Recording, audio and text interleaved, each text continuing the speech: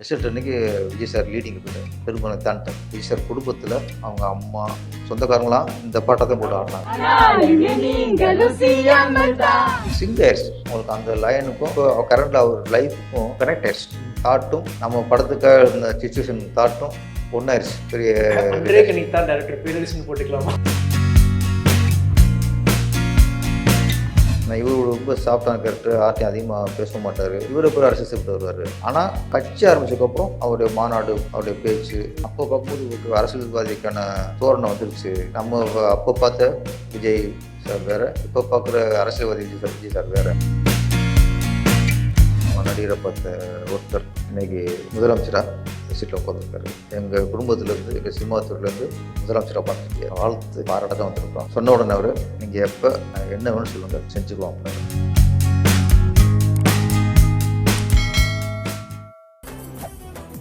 மெரிபா paneer soda, I trust மெரிபா. ஆரோடு நேயர்களுக்கு வணக்கம். நான் உங்கள் விஜய் கதிர். இன்னைக்கு நம்ம கூட டைரக்டர் பேரரசு சார் இருக்காரு. அவர் கூட சினிமா மற்றும் அரசியல் சார்ந்து நிறைய பேச போகிறோம். சார் வணக்கம் சார், எப்படி இருக்கீங்க? வணக்கம், நல்லா இருக்கலாம். நல்லா இருக்கேன் சார். முதலமைச்சர் விஜய் அவர்களை நீங்கள் திரைப்படத்துறை இயக்குனர் சங்கம் சார்பாக சந்திச்சிங்க. ஒரு நடிகராக இருக்கும்போது அவரை போய் சந்திச்சது ஒரு விஷயம் இருக்கலாம். இப்போ முதலமைச்சராக இருக்காரு, எப்படி ஃபீல் பண்ணுறீங்க? என்ன விஷயங்கள்லாம் கோரிக்கையாக வச்சுருக்கீங்க உங்கள் சங்கம் சார்பாக? ஃபீல் பண்ணுறோங்கிறது ஃபஸ்ட்டு ஒரு சின்ன ஒரு இது இருந்துச்சு, ஒரு தயக்கம். இப்போ நம்ம நடிகரை பார்த்த ஒருத்தர் இன்னைக்கு முதலமைச்சராக சீட்டில் உட்காந்துருக்காரு. அது ஒரு ஒரு அவர் பார்க்குற வரைக்கும் ஒரு ஒரு பதட்டம், கொஞ்சம் லைட்டாக. நார்மலாக எப்பவும் அவர் பார்க்குறத விட இன்றைக்கி பார்க்க போகும்போது இது இருக்கும்ல, அதுவும் அந்த கோட்டை, நம்ம பல முதலமைச்சர்கள் அமர்ந்த ஆட்சி இருந்த கோட்டை இது. ஆனால் உள்ளே போய் பார்த்ததுக்கப்புறம் எந்த சேஞ்ச் இல்லை. அப்படிதான். ஆமாம், நம்ம எப்படி திருப்பாச்சியில் பார்த்தோமோ, சிவகாசியில் பார்த்தோமோ, அதே விஜய் சாரை தான் தெரிஞ்சுது. நம்மளா முதலமைச்சர் மைண்ட் அப்பப்போ ஞாபகப்படுத்திட்டோம். ஏன்னா எந்த மாற்றம் இல்லை, இயல்பாக எப்பவும் பேசுகிற மாதிரி பேசினார். எப்போ அதிகம் பேச மாட்டார், மற்றவங்க தான் அதிகம் பேசுவாங்க, நாங்கள் தான் அதிகம் பேசினோம்.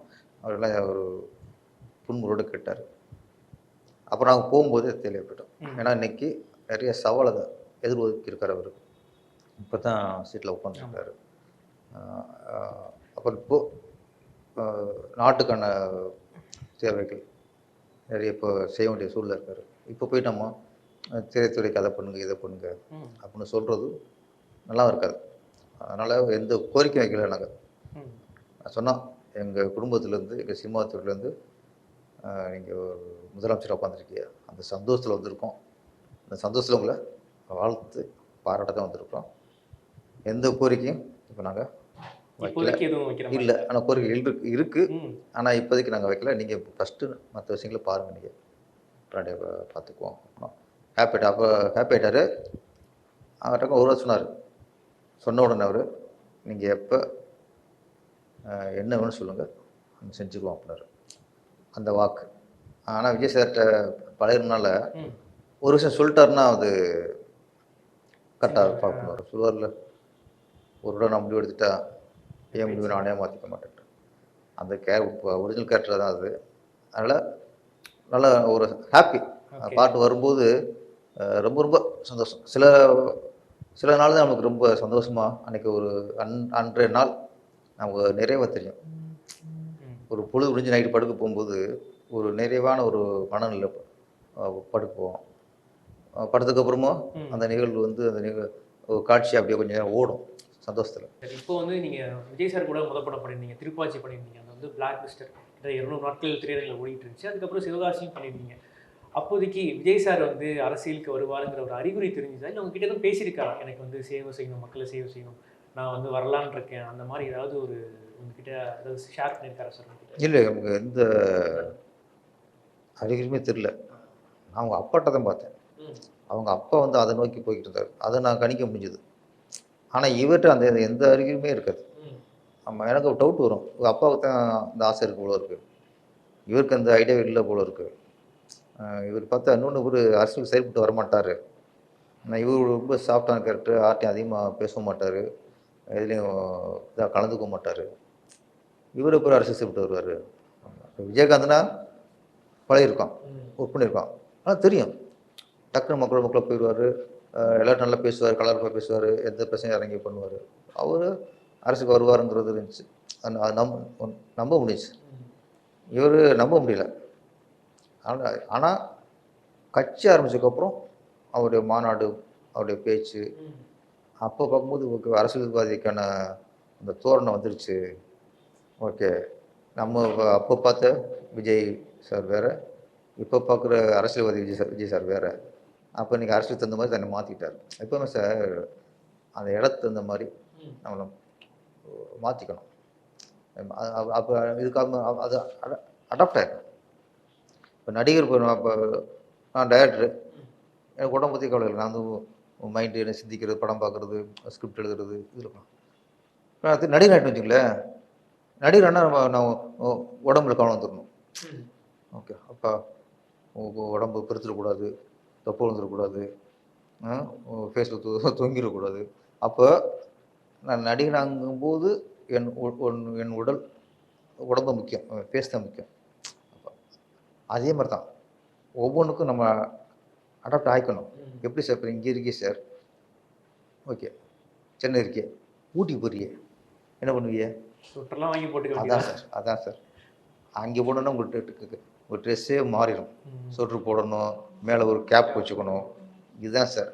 அது மாதிரி அவர் நடிகர் இருக்கும்போது சிம்பிளாக இருந்தார். ஓகே, அரசு வந்ததுக்கப்புறம் அடாப்ட் ஆகிடார் அப்படியே. அப்போ அதுக்கானது மாறிடுறாரு. இப்போ சிஎம்ஏட்டரில் அதுக்கு அப்படி ஆயிடுவார். ஏன்னா அது கரெக்டுங்கிறேன். நம்ம ஒரே மாதிரி எங்கேயும் இருக்க முடியாது சார். நடிகராக இருக்க மாதிரி அரசியல் இருக்க முடியாது, அரசியல்வாதியாக இருக்குது மேலே பேசுகிற மாதிரியே போய் சிஎம் சீட்டில் உட்கார முடியாது. அப்போ அதுக்கு மாறிக்கணும். இப்போ சிஎம் சீட் உட்காந்துருக்காரு, அந்த சிஎம்கானதை இன்னும் மாறணும்னு நான் நினைக்கிறேன். இப்போ வந்து அது கொஞ்சம் இன்னும் முழுசாக வரல அவர். ஏன் இன்னும் முதலமைச்சருக்கான அந்த கெத்து நான் வரணும் நான் எதிர்பார்க்குறேன். சரிங்க சார். சிவகாசி படத்தில் உங்களோட பாட்டு தான் கேம்பெயின், டிவிகே கேம்பெயின் இப்போ ரொம்ப வைரலாக போயிடுச்சு. இன்ஸ்டா ரீல்ஸ் எல்லாமே அதை பற்றி அமைச்சு கோடம்பாக்கம் ஏரியா பாட்டு. அப்புறம் ஜனநாயகன் ஆடியோ லான்ஸில் கூட ஷோபா மேம் கூட பாடியிருந்தாங்க. இந்த பாட்டு வந்து இன்டென்ஷனலாக ஷோபா மேம் தான் பாடணும்னு நீங்கள் வச்சுருந்தீங்க சார். ஸ்ரீகாந்த் தேவன் நீங்கள் பேசும்போது இது வந்து விஜய் சாரோட அம்மா படம்லாம் இருக்குன்னு சொல்லி அப்போயே பிளான் பண்ணிங்களா, இல்லை எப்படி அந்த அமைஞ்சது அந்த இது? இல்லை, அப்போயே பிளான் பண்ணல. எனக்கு என்னென்னா சிச்சுவேஷன் முடிச்சாச்சு, சாங்க்குள்ளே எழுதிட்டேன். எழுதி அப்புறம் ஸ்ரீகாந்த் கொடுத்தாச்சு, பாட்டும் ரெடி ஆயிடுச்சு. யார் பாடலாம் அப்படிங்கும்போது சிங்கரும்போது எனக்கு திடீர்னு தோணுச்சு. எனக்கு நமக்கு விஜய் சார் லைஃப் கொடுத்துருக்காரு, ஓகே அவங்க அம்மா நல்லா பாடுறவங்க. இன்னொன்று அவங்க அம்மா பாடின எல்லா பாட்டும் ஹிட்டு ஆரம்பத்துலேருந்து. பொட்ட ரொட்டு மேலே முட்டை பொரட்டா, தொட்டுக்கொள்ள சிக்கன் தரட்டா, இந்த மாதிரி எல்லா சாங்குமே ஒரு ஹிட்டு. அப்போ திடீர்னு தோணுச்சு எனக்கு அவங்க அம்மா பாட வச்சுட்டா அப்படின்ட்டு. அப்புறம் அவங்க சார்ட்டு கேட்கல, விஜய் சார் கூட அம்மா தான் பாடுறாங்க அதெல்லாம் சொல்லலை. தெரியாது. நம்ம நேரம் அம்மாட்ட பேசியாச்சு. அவங்க பாட ரொம்ப இன்ட்ரெஸ்டாக சார். அவங்களுக்கு வந்து ஒரே பொழுதுபோக்கு, ஒரே அவங்க ஆத்ம திருப்தி பாட்டு பாடுறதான். நீங்கள் வருஷத்துக்கு ஒரு இந்த கர்நாடக சங்கம் பாட்டுன்ட்டு காமராஜர் அதில் வைப்பாங்க, வருஷத்தோடு வச்சுருவாங்க. அவங்களுக்கு அதை பாடுறது ஒரு இன்ட்ரெஸ்ட்டு. ஆரம்பத்துலேயே மேடை பாடியாக இருந்தவங்க, பாட்டு தான் அவங்க லைஃப் ஆரம்பிச்சதே. மேடை பாடியாக இருக்கும்போது தான் எஸ்சி சார்லாம் பார்த்து லவ் வந்து கல்யாணம் இருக்குது. பாடினதுக்கப்புறம் தான் விஜய் சார் சொன்னது, அவர் ஷாக் ஆகிட்டார், அம்மாவை ஆப்பிட்டார். ரீல்ஸ்லாம் பார்த்தீங்களா சார்? உங்கள் பாட்டை வச்சு நிறைய ரீல்ஸ்லாம் வந்தது, நிறைய கேம்பெயினுக்குலாம் அந்த பாட்டு தான் யூஸ் பண்ணாங்க. அது முக்கியமாக அந்த உருளை ஏ இல்லைங்கப்பா இல்லைங்க நினச்சி புட்டா நாளைக்கு நீங்களும் சிஎம், அந்த இது ஷேர் பண்ணிக்க முடியுமா சார்? உங்களுக்கு எவ்வளோ ஹாப்பியாக இருந்துச்சு உங்கள் பாட்டு வந்து மெயினாக கேம்பெயினுக்கு யூஸ் பண்ணது? ஒரு படைப்பாளியாக, ஒரு கலைஞனா ஒரு அங்கீகாரம் தான் முதல் சந்தோஷம். நமக்கு சன்மானம், வருமானம் அதில் அப்புறம்தான் அங்கீகாரம், பாராட்டு. இதுதான் எல்லா கலைஞருக்குமே சொல்கிறேன். அதுவும் சினிமாவில் தேர்ந்தெடுக்கிறாங்கல்ல. அப்போ சிவகாசி அப்போவே சாங் பெரிய ஹிட்டு, தேட்டர்லாம் அப்போவே ஆட்டம் பண்ணானுங்க. ஆனால் 21 வருஷம் கழிச்சு திருப்பி அதை விட பல மடங்கு இந்த பாட்டுக்கு உயிர் வருங்கிறது நம்ப முடியல. அப்போ என்னென்னா சிங்க் ஆயிடுச்சு உங்களுக்கு, அந்த லைனுக்கும் இப்போ கரண்டில் அவர் லைஃபுக்கும் கனெக்ட் ஆயிடுச்சு. இப்போ அவர் சிஎம் நோக்கி தான் பயணம் போய்கிட்டு இருக்காரு. பிரச்சாரமாக இருக்கட்டும், எலெக்ஷனாக இருக்கட்டும், எல்லாம் நாளைக்கு அவர் சிஎம் ஆகணுங்கிற கனவு இயக்கம் நிறைய இளைஞர்கள்ட்டும் சரி, அவருடைய ரசிகர்கள்ட்டும் சரி, குறிப்பாக நிறைய பெண்கள்கிட்ட சரி நாளைக்கு நம்ம விஜய் சிஎம் அப்படிங்கிற தாட்டு வந்துச்சுல, அந்த தாட்டும் நம்ம படத்துக்காக இந்த சிச்சுவேஷன் தாட்டும் ஒன்றாயிருச்சு. அந்த தாட்டில் தான் பாட்டு பெரிய அன்றே கணித்தான் டைரக்டர் பேரரசன் போட்டுக்கலாமா? ஆமாம், நமக்கு நிற்கல, ஆண்டவன் கணிச்சிட்டான். ஓகே. ஒரு நம்ம வந்து சில நேரத்தில் சில வசனங்களாகட்டும் பாடல்களாகட்டும் நம்ம தோன்றது வந்து நம்ம நினைக்கிறோம், நம்ம கற்பனை நினைக்கிறோம். அது சிலது அப்படி இல்லை. அது வந்து சிலது ஆண்டவன் கொடுத்த வரம். நான் இப்போ சொல்கிறேன், நான் கதை, திரைக்கதை, வசனம், டைரக்ஷன், மியூசிக் பண்ணியிருக்கேன். இது எல்லாத்தையும் சந்தோஷம் எனக்கு எப்போ வரும்? பாட்டு எழுந்து வரும். அது என்னமோ இல்லை, ஒரு பாட்டை எழுதி அந்த பாடல் ரெக்கார்டிங் ஆகும்போது அந்த பாடலை கேட்கும்போது ஒரு பாடலாசிரியராக ஒரு சந்தோஷம் இருக்குல்ல, அது ஒரு ஆத்ம வச்சுருக்கோம். இயக்குனராக ஒரு ஹாப்பி. ஆனால் பாடலாசிரியங்கிறது ஒரு ஆத்ம திருப்தி. ரொம்ப டிஃப்ரெண்ட் இருக்கும். ஆமாம், ரொம்ப நிறையா அதை உணர்ந்துருக்கேன். ஆமாம். இன்னொரு காரணம் என்ன சார், நிறைய இயக்குனருக்கு தெரிஞ்சுக்கணும் சொல்கிறேன். திருப்பாச்சி தேட்டரில் படம் பார்ப்பாங்க, இல்லைன்னா இப்போ டிவியில் போட்டு பார்ப்பாங்க. சிவாசி எல்லா படமும் இருக்கட்டும், அது உட்காந்து பார்த்தா தான் படம். அது 20 வருஷம் ஆகிப்போச்சு பழைய படம் எல்லாமே. ஆனால் இப்போ நம்ம காரில் போய்ட்டு வச்சுக்கலாம், என் கார்லேயே காரில் போகும்போது எத்தனை பாட்டு எஃப்எம் கேட்டிருப்போம்.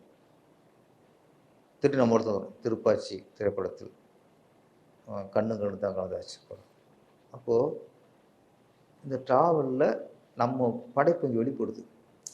நீங்கள் படம்னா உட்காந்து பார்க்கணும், தேட்டரில் பார்க்கணும். இது வந்து நம்மளுடைய பயணங்களில் இந்த சாங் ஒலிக்கும்போது அது சந்தோஷம் இருக்கும். அப்புறம் நாங்கள் ஊருக்கு போயிட்டுருப்பேன், எங்கேயோ கோயில் ஒலிக்கும் பாட்டு, கும்பிட போன தெய்வம். அப்போ நம்மளோட படைப்பு எங்கேயோ எதிரொலிக்குது. அதுக்கு அதே மாதிரி ஊருக்கு போன மாதிரி, ஊருக்கு இருக்கும்போது எங்கேயோ கல்யாண வீட்டில் பாட்டு போடுவாங்க, என்ன அத்தை சொல்லுவோம். அப்போ அங்கங்கே நம்ம பாடுறது காற்றுல கலந்து நம்ம காதில் விழும்போது அது ஒரு சந்தோஷம். எனக்கு மட்டும் எல்லா டேரக்டருக்கும் இருக்கும். அது இப்போ நிறைய படத்தில் பாட்டே இருக்க மாட்டேங்குது. நான் சரி இயக்குனருக்கு சொல்கிறேன், தயவுசெய்து பாட்டு வைங்கப்பா.